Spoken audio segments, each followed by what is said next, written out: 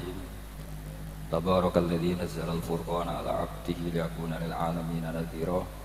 Allahumma shalli wa sallim ala sayyidina Maulana Muhammadin wa ala alihi wa sahbihi ajmain. Amma ba'du. Yang sangat saya hormati semua pengurus wilayah Nahdlatul Ulama Jawa Tengah, wabil khusus Ki Haji Ubaidillah Sodaqah, teman saya juga guru saya, putra guru saya Ki Haji Abdul Ghafur Maimun. Saya mau cerita sedikit tentang sanad. Jadi buyut saya kandung itu namanya itu Hafsah. Jadi buyut saya kandung itu namanya Hafsah. Itu lahir di Damaran. Damaran itu belakang Imaman Masjid Kudus. Hanya sekitar 30 meter dari Imaman Masjid Kudus. Itu punya bapak namanya Maksum, punya bapak namanya Soleh. Soleh itu bin Kiai Haji Asnawi Sepuh. Nah, yang Mbah Soleh saya itu, saya generasi ke-7 dari Mbah Soleh. Jadi pas ke-7. Kalau ke-8 itu sudah kata orang-orang kaya gitu. Kenapa kamu miskin? Generasi ke-8 katanya. Jadi Mbah Soleh Darat itu orang Jepara, orang Mayong. Itu dulu ngajinya diantaranya di buyut saya di Mbah Soleh bin Raden Asnawi Sepuh. Raden Asnawi Sepuh itu cucu dari Mbah Mutamakin. Itu kesanatan saya. Jadi saya punya naskah banyak. Tadi Gus Nurul tak kasih tahu. Ini diantara contoh naskah Mbah Soleh Darat. Saya punya banyak, mulai Hikam sampai Jawahirut Tauhid, terus beberapa tulisan-tulisan beliau itu masih di lemari buyut saya di Pondok Damaran. Terus buyut-buyut saya itu juga yang diantaranya ada yang nikah di keluarga Gedungan, dan itu sebagian melahirkan Pak Said Akil. Jadi buyut-buyut Pak Said itu adiknya buyut saya. Tapi kalau saya dengan beliau itu sepuh beliau. Jadi kalau saya manggil Pak Said itu kira-kira kalau nggak paman ya mbah.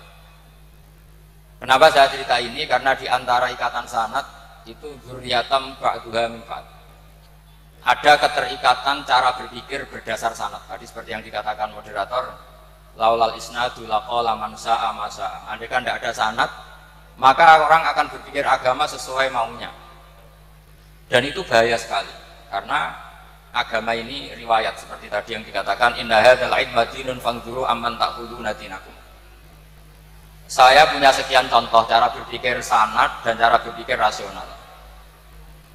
Di akhir Ihya itu ada cerita tentang rojak. Dan ini pasti di luar dugaan sampai. Karena sanad itu cara berpikir itu ya ikut saja. Yaitu ada dua orang ahli neraka dipanggil Allah. Dipanggil Allah dalam keadaan di borgol. Ditanya sama Allah, enak di neraka? Jawabannya pemuda itu ya, wah Gusti ya, di neraka kok enak? Ya jelas gak enak. Ya sudah, kamu kembali lagi ke neraka. Dugaan kita kan pasti anak ini gak mau. Ternyata enggak, dia lari sekenceng-kencengnya menuju neraka. Semangatnya Masya Allah. Makanya ini sekaligus ijazah, kalau disuruh masuk neraka yang apa? Semangat. Oh itu Tuhan akhirnya tanya, loh kamu tak suruh ke neraka kok semangat? Gusti saya ini sudah kapok, ketika di dunia kalau jenengan nyuruh sholat saya lelet, jenengan menyuruh kebaikan saya lelet. Sebagai bentuk kapok saya, dengan menyuruh saya ke neraka saya semangat, supaya saya nurut. Barokahnya semangat menuju neraka, ya sudah di surga saja. Ya, makanya ini nanti kalau kamu disuruh masuk neraka, yang apa? Semangat. Karena kita di dunia itu ada di akhir ihya. Artinya itu kan di luar dugaan kita, cara berpikir seperti itu di luar dugaan kita. Akhirnya dia jadi ahli jannah. Cerita kedua ya masih di bab yang sama. Yang satu disuruh enak di neraka, ya enggak pasti. Sudah kembali lagi ke neraka. Si orang ini tolak itu. Tolak. Terus ditanya sama Allah, kenapa tolak? Ya Allah, ketika engkau memanggil kami ke surga, saya tidak pernah ngira kalau akan engkau kembalikan lagi ke neraka. Ya sudah, kamu di surga saya karena husnudzon sama saya. Ini berarti ada dua sanad. Lucunya sama-sama benar. Yang semangat ya benar, yang lelet juga benar. Maka kamu punya dua pilihan. Nanti kalau disuruh masuk neraka, bisa semangat, bisa apa? Lelet. Dan semuanya nanti di surga. Artinya begini, sanad itu apa ya? Enggak yang kita duga. Makanya saya mohon siapapun yang mencintai agama ini harus banyak baca. Jangan nuruti emosi, kemudian emosi itu di atas namakan agama. Di Sahih Muslim itu ada cerita, ini termasuk hadis pegangan kan Sahihain Bukhari Muslim. Itu ada cerita seorang sujud sama Allah itu kan banget baiknya, sangat baik. Kemudian yang sujud ini diinjek oleh pemuda yang nakal, diinjek. Ketika diinjek, yang sujud spontan ngomong begini, fa wallahi la yaghfiru Allahu laka, demi Allah, Allah tidak akan maafkan kamu. Di luar dugaan, tentu kalau nggak ada sanad, omongan ini normal karena nginjek orang apa? Sujud. Tapi di luar dugaan, Allah mewahyukan ke Nabi di zaman itu, disuruh bilang sama orang yang sujud itu, Allah ngendikan, mangdal ladzi yata'alla alayya alla aghfira li fulan faqad ghafartu lahu wa ahbattu amalah. Siapa yang mencatut nama saya bahwa saya tidak bisa memaafkan orang yang nginjek, Allah tersinggung karena namanya dicatut. Saya ini Tuhan, bisa menyiksa dan bisa mengampuni. Kenapa sifat saya jadi satu, hanya menyiksa? Sifat ampunan saya di mana? Itu kalau nggak sanad tidak bisa. Saya ulang lagi, Allah itu apa?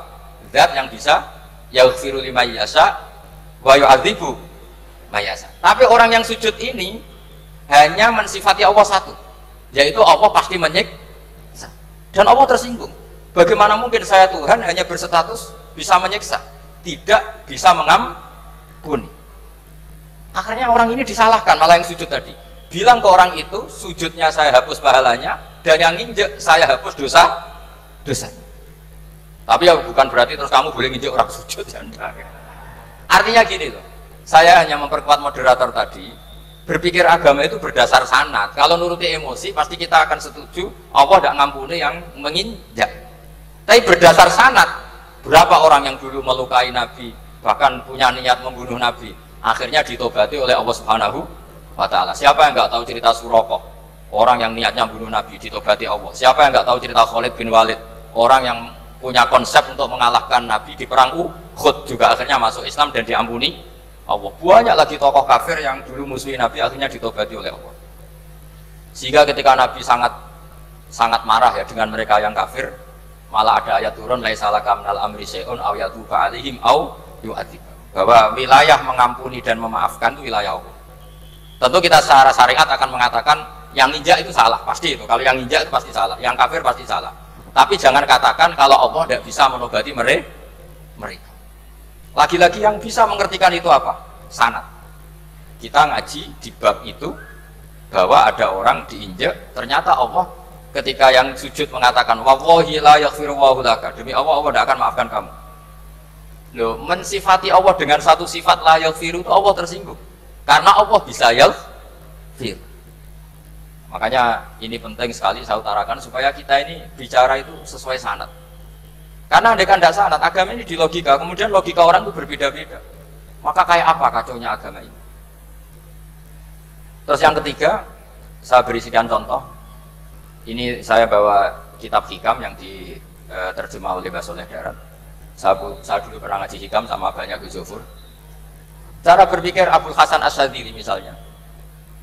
Umumnya orang itu kan kalau amal itu ingin diterima ya. Kalau sujud ingin diterima Allah, kalau sholat ingin diterima Allah. Dan kalau sangat ingin itu biasanya terus berlebihan.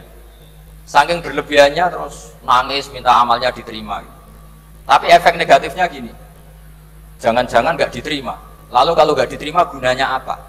Ini buruk sekali kalau mulai tanya sujud saya jangan-jangan nggak diterima. Kalau nggak diterima gunanya apa?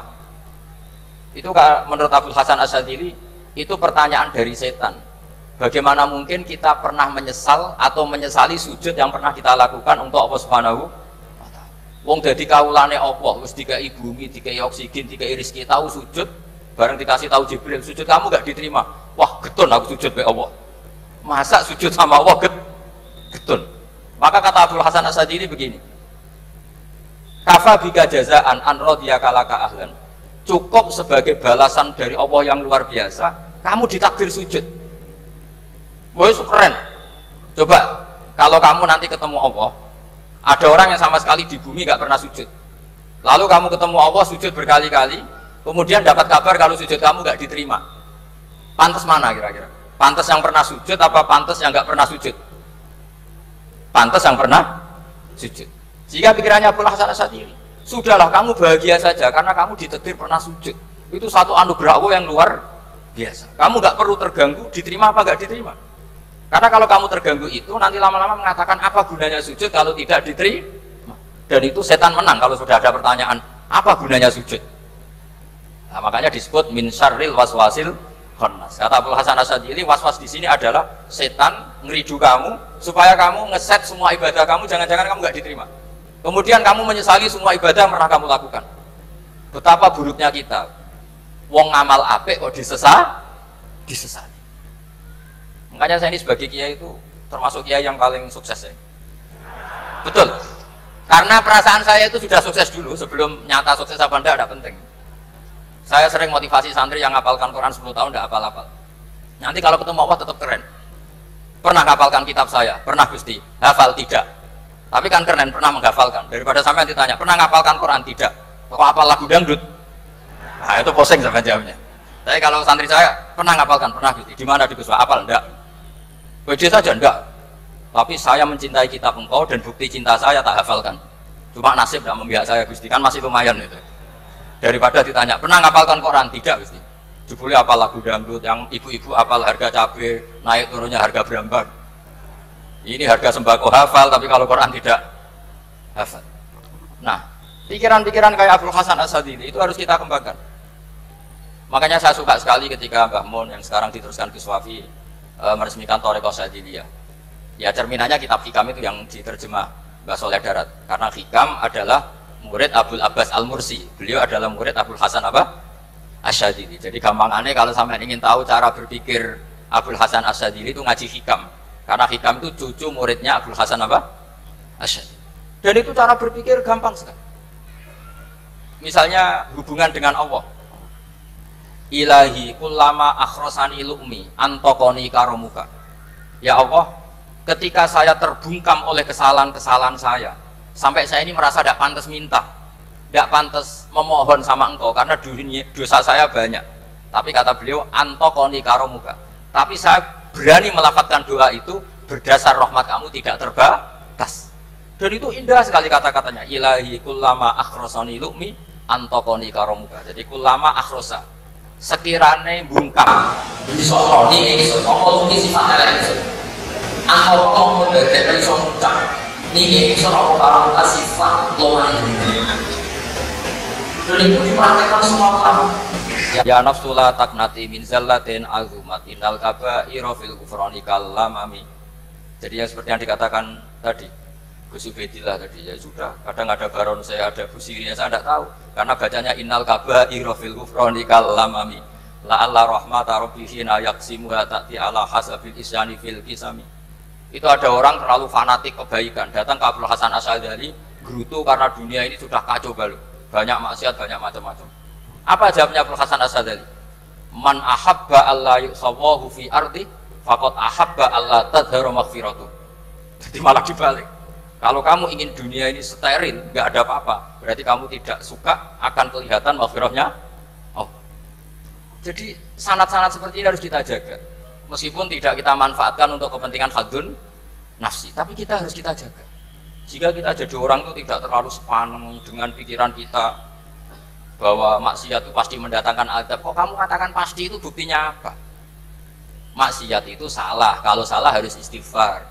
Maksiat itu salah, tapi Allah bisa saja mentobati yang maksiat kemudian jadi orang baik karena Allah tetap bersifat yaghfiru liman yasha wa yu'adzibu may yasha. Kok kamu katakan pasti-pasti, itu sanadnya dari mana?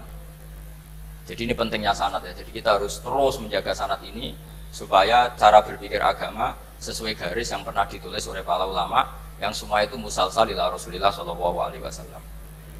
Terus ini mumpung ini di depan Gus Zofur juga, ini pernah tak baca di depan putra-putra beliau, di depan anak-anak. Ini nanti saya hadiahkan ke PWNU Jawa Tengah. Saya nulis kitab ini sebagai bentuk saya bahwa apa yang dilakukan Syekhina Kiai Haji Maimun Zubair semuanya itu berdasar khazanah-khazanah yang ada dalam kitab-kitab Al-Kutubil Mu'tamadah. Di antaranya ini kitab Khilyatul Auliya. Kitab Khilyatul Auliya itu kitab kesayangan Imam Ghazali. Sampai kalau baca Ihya Juz 4 itu beliau memberi saran ke kita wa alaika bimudawamati mutolaati kitabi Khilyatil Auliya wa Tabaqatil Asfiya. Karena Imam Ghazali fi Manaqibil Akhyar itu nginduk kitab Khilyatul Auliya, karangannya Abu Nu'aim Al-Asfihani. Kalau di tasawuf beliau nginduk kitab namanya Qutil Qulub, karangannya Abu Thalib Al-Makti. Kalau di fikih tentu beliau nginduk gurunya sendiri Imamul Haramain, yaitu Nihayatul Matlab fi Dirayatil Madhab. Ini saya beri contoh kenapa Mbah Mun, Ki Ubaidillah, semua tokoh-tokoh NU cara perilaku itu santai, rileks tapi terarah. Ini saya beri contoh. Ini riwayat dari Sufyan bin Uyainah, termasuk gurunya Imam Syafi'i. Ini halaman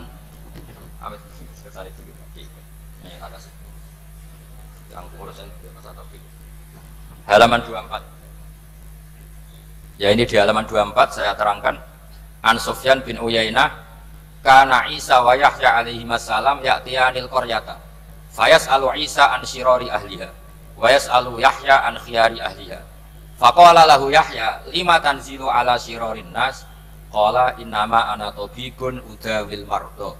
Ini di juz 7 halaman 323. Jadi mulai dulu ulama itu ada yang fokus mengelola orang-orang soleh, tapi ada juga yang mendokteri orang-orang yang macam-macam. Nabi Isa itu kalau di satu daerah tanya, di sini yang orang nakal-nakal di mana? Oh di situ. Terus beliau ke situ. Ditanya Nabi Yahya, kenapa ke situ? Saya ini nabi. Nabi itu biman zilatit tabib. Saya ini ibarat dokter. Tentu dokter itu yang menyembuhkan orang-orang yang sakit. Jika kiai-kiai kita tuh ya kancanan orang soleh yang mau, bina orang fasik yang mau. Nah yang nggak boleh itu yang potensi katut fasik, itu nggak boleh. Jadi apa ya, supaya kita itu melihat sesuatu itu tidak seudon kiai kok berteman orang fasik. Saya berkali-kali bilang berteman orang fasik itu haram. Tapi kalau dibalik pertanyaannya, membina orang fasik hukumnya gimana? Baik, bisa membina kalau berteman. Dia sudah dibolak-balik gitu. Tapi kalau dibalik berteman orang fasik menjadi fasik, ya jangan berteman kalau buatnya masih seperti itu. Ya terus saya teruskan ya. Sayyidina Umar itu terkenal orang yang sangat keras. Sayyidina Abu Bakar terkenal orang yang lainal janib, orang yang sangat santun, sangat sopan. Tapi anehnya ketika Abu Bakar mau wafat, itu khilafah atau khalifah itu diwasiatkan supaya yang mimpin itu Umar. Padahal orangnya sangat keras. Tapi yang jarang diketahui publik adalah ngiranya Umar keras itu wataknya. Ternyata enggak. Di sini diterangkan Umar wataknya itu sebetulnya bisa memilih keras atau halus. Ini saya baca ya di halaman 25. Beliau ditanya oleh Abdurrahman bin Auf. Terus beliau menjawab, ya Abdurrahman, wallahi laqad lintu linnasi hatta khasyitu wa fil lain. Tsumma stadatu alaihim hatta khasyitu wa fi siddah. Fa ainal makhraj. Terus di sini saya terjemah, saya saat lunak juga takut sebab lunak bisa dianggap pembiaran, tapi saya juga takut Allah saat keras sebab keras jangan-jangan termasuk tanfir, orang lari dari kebenaran. Ya misalnya gini, sampean punya anak, putri atau punya ponakan pacaran. Datang ke kamu sama cowoknya, kalau kamu lunak pasti ponakan kamu ngira wong Pak D gak apa-apa, padahal Pak D saya itu kiai, ternyata saya gak ditegur. Lunak itu punya akibat dianggap pembiaran terhadap maksiat ya. Tapi kalau kamu keras, wah nak nenggonku tak wantemi watu, kan gak pernah ke kamu, bagaimana bina wong sowan saja gak berani. Artinya efeknya sama, terlalu lunak ya punya efek tidak bisa bina, terlalu keras juga punya efek tidak bisa bina. Maka kata Sayyidina Umar, fa wallahi laqad lintu linnas hatta khasyitu wa fil lain. Hanya saat bersikap lunak saya takut Allah karena lunak bisa dianggap pembiaran terhadap maksiat. Tsumma stadatu alaihim hatta khasyitu wa fi siddah. Ketika keras saya juga takut karena kalau terlalu keras bisa tanfir, bisa orang lari dari kiai, dari lagi orang soleh. Makanya dalam guyonan-guyonan ulama itu ada preman jagongan di orang-orang fasik. Ditanya, kenapa kamu jagongan sama orang fasik? Kenapa tidak jagongan sama orang soleh? Habis orang solehnya marah-marah terus, lah ini ramah. Makanya saya milih yang ramah saja gitu. Itu meskipun guyonan tapi pelajaran bagi kita. Karena ya memang Quran seperti itu, walau kuntan fadhon ghalidhal qalbi lan faddu min haulik fa fi ma rahmatin min Allahi linta lahum, seterusnya itu. Jadi apa ya? Nah ini kalau nggak ada sanad nggak bisa. Nggak ada sanad nggak bisa, pasti kita berpikir sesuai keinginan kita. Maka ada ancaman yang keras, man fassaral Qur'ana bi ra'yihi falyatabawwa maq'adahu minan. Jadi saya mohon sanad-sanad seperti ini kayak yang dikatakan Umar tadi. Wallahi laqad lintu linnas hatta khasyitu wa fil lain. Tsumma stadatu alaihim hatta khasyitu wa fis siddah. Jadi kita akui bahwa dalam lunak juga ada sekian problem, dalam keras juga ada sekian problem. Terus kita bikin satu metode, satu manhaj yang kira-kira ya sa'iqal lisyaribin, atau yang lebih dikenal dengan Islam wasatiyah. Ada tawazun, ada tasamu, ada macam-macam. Ya, saya kira demikian. Assalamualaikum warahmatullahi wabarakatuh.